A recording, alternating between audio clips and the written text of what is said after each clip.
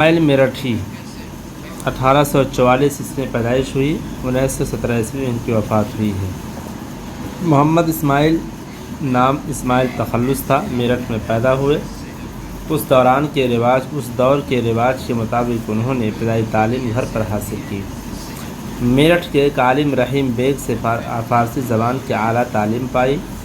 انگریزی زبان میں بھی مہارت حاصل کر کے انجینئرنگ کا کورس پاس کیا۔ قوم کے بچوں کو تعلیم میں دلچسپی کی وجہ سے انہوں نے معلمی کو پیشہ اختیار کیا۔ اپنے عہد کے ہم عہد شاعروں میں مثلاً حالی اور شبلی کی طرح مولوی اسماعیل میرٹھی نے بھی اپنی شاعری کو بڑوں اور بچوں دونوں کے لیے تعلیم و تربیت کا ذریعہ بنایا اور اسی درسی کتابیں بھی لکھی۔ انہوں نے سادہ اور سلیس زبان میں اردو سکھانے کے لیے ساتھ ساتھ ان کتابوں میں اخلاقی موضوعات کو اس خوبی سے شامل کیا کہ پڑھنے والے تعلیم کے ساتھ ساتھ تربیت کے زیور سے بھی آراستہ ہو سکے۔ اسماعیل میرٹھی نے ایسی نظمیں لکھی ہیں جو صرف بچوں کے لیے ہیں اور ہر عہد میں ان کی معنویت اور افادیت برقرار رہتی ہے۔ ان کا کلام کلیات اسماعیل کے نام سے شائع ہو چکا ہے۔ سبق نمبر 11 ایک پودا اور گھاس۔ مشکل الفاظ کے معنی۔ اتفاق سے، بغیر ارادے کے، طریقہ، یکساں، یکجیسا، دوست دار، دوست رکھنے والا، گلہ، شکایت، رفیق، ساتھی، دوست، حیات، زندگی، عنایت، مہربانی، بھیجا، غلط، تمیز، فرق۔ عزیز، پیارا، نفع، فائدہ، بیشتر، زیادہ تر، اکثر۔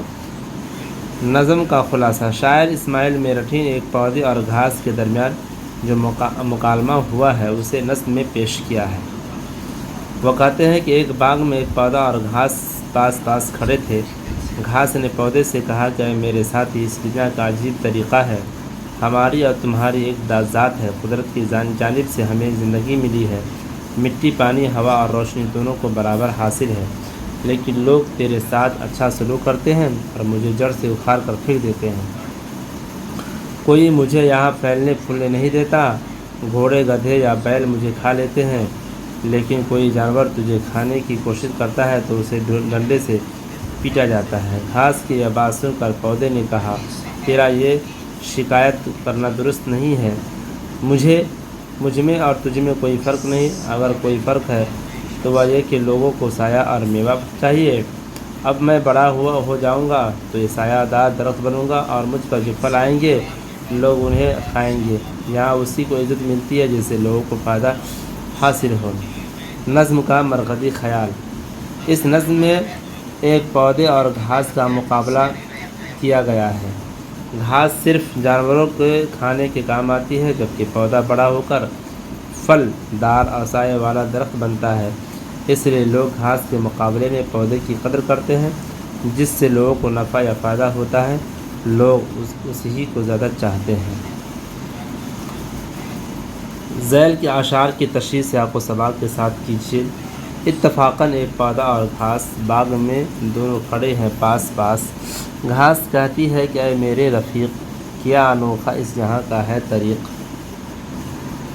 ہے ہماری اور تمہاری ایک ذات، ایک قدرت سے ہے دونوں کی حیات، واسطے دونوں کے یکساں ہے بنی، تجھ پہ لیکن ہے عنایت کی نظر، پھینک دیتے ہیں مجھے جڑ کھود کر، کون دیتا ہے مجھے یا فیل نے، کھا لیا گھوڑے، گدھے یا بیل نے۔ تشریح۔ اشعار اسماعیل میرٹھی کی نظم ایک پودا اور گھاس سے لیے گئے ہیں۔ اس نظم میں شاعر نے ایک پودے اور گھاس کے درمیان گفتگو کو اشعار میں پیش کیا ہے۔ اتفاق سے ایک باغ میں گھاس اور پودا دونوں ساتھ ساتھ اگے ہوئے تھے۔ گھاس نے پودے سے کہا کہ اے میرے ساتھی، اس دنیا کا بھی نرالا دستور ہے، ہم دونوں کی ایک ہی ذات ہے، قدرت نے ہمیں ایک ہی زمین سے پیدا کیا ہے، مٹی، پانی، ہوا اور روشنی ہمیں یکساں ملتی ہے، لیکن میرے مقابلے میں تیری قدر زیادہ ہے، لوگ مجھے جڑ سے اکھاڑ کر پھینک دیتے ہیں، مجھے کوئی پھلنے پھولنے نہیں دیتا، گھوڑے، گدھے یا بیل مجھے کھا لیتے ہیں۔ اقتباس۔ تجھ پہ منہ ڈالے جو کوئی جانور، اس کی لی جاتی ہے ڈنڈے سے خبر، چاہتے ہیں تجھ کو سب کرتے ہیں پیار، کچھ پتا اس کا بتایا دوست دار، اس سے پودے نے کہا جو سر ہلا، گھاس سب بیجا ہے یہ تیرا گلا، مجھ میں اور تجھ میں نہیں کچھ بھی تمیز۔ صرف سایہ اور میوہ ہے عزیز، فائدہ ایک روز مجھ سے پائیں گے، سائے میں بیٹھیں گے اور پھل کھائیں گے۔ یہ ہے یہاں عزت کا سہرا اس کے سر، جس سے پہنچے نفع سب کو بیشتر۔ تشریح: شاعر گھاس کی زبان سے کہلوا رہا ہے کہ اے پودے، اگر کوئی جانور آ کر تجھ پر منہ مارتا ہے تو اسے ڈنڈے سے پیٹا جاتا ہے۔ تجھ کو سب کتنا چاہتے ہیں، اے میرے دوست، یہ تو بتا کہ ایسا کیوں ہوتا ہے؟ پودے نے سر ہلا کر گھاس کو بتایا کہ تیرا یہ شکوہ کرنا صحیح نہیں، مجھ اور تجھ میں کوئی فرق نہیں۔ بات صرف اتنی سی ہے کہ لوگوں کو سایہ اور میوہ اچھا لگتا ہے۔ ایک وقت آئے گا جب میں سایہ دار درخت بن جاؤں گا، مجھ پر پھل لگیں گے تو لوگ میرے سائے میں بیٹھیں گے اور پھل کھائیں گے۔ اس دنیا میں اسے عزت ملتی ہے جس سے لوگوں کو زیادہ سے زیادہ نفع حاصل ہو۔ مشقی سوال و جواب۔ نظم میں گھاس نے پودے سے کیا کہا؟ گھاس نے پودے سے کہا کہ ہم ایک ہی باغ میں ساتھ ساتھ پیدا ہوئے ہیں، مٹی، پانی، ہوا اور روشنی یکساں ملی ہے، لیکن لوگ مجھے جڑ سے اکھاڑ کر پھینک دیتے ہیں۔ گھوڑے، گدھے یا بیل مجھے کھا لیتے ہیں، جبکہ تمہارے ساتھ ایسا نہیں ہوتا۔ پودے پر عنایت کی نظر ہونے سے کیا مراد ہے؟ پودے کو گھاس کی طرح جڑ سے اکھاڑ کر نہیں پھینکا جاتا، بلکہ اسے پروان چڑھنے دیا جاتا ہے تاکہ وہ ایک تناور درخت بن جائے، لوگ اس کے سایہ میں بیٹھیں اور اس کے پھل کھائیں۔ پودے نے گھاس کی شکایت کو بیجا کیوں کہا؟ پودے نے گھاس سے کہا کہ تمہاری یہ شکایت مناسب نہیں، مجھ میں اور تم میں کوئی فرق نہیں، لوگ سایہ اور میوہ کی وجہ سے مجھے عزیز رکھتے ہیں۔ پودے نے دراصل یہ اشارہ کیا ہے کہ اگر گھاس کے سایہ میں لوگ بیٹھ سکتے ہیں اور اس میں پھل لگتے تو لوگ اسے بھی عزیز رکھتے ہیں۔ دنیا میں عزت کا سہرا کس کے سر بنتا ہے؟ دنیا میں جس چیز سے لوگوں کو فائدہ یا نفع حاصل ہوتا ہے اسی کے سر عزت کا سہرا بنتا ہے۔ عملی کام: نیچے لکھے ہوئے مصرعوں کو مکمل کیجیے۔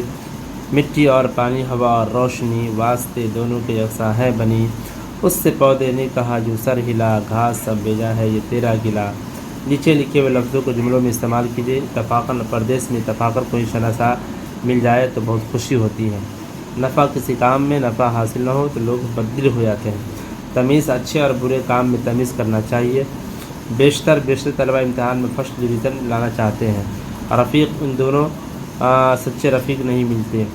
اس نظم سے محاورے چن کر لکھے۔ محاورے: عنایت کی نظر ہونا، جڑ کھودنا، منہ ڈالنا، خبر لینا، سہرا سر ہونا۔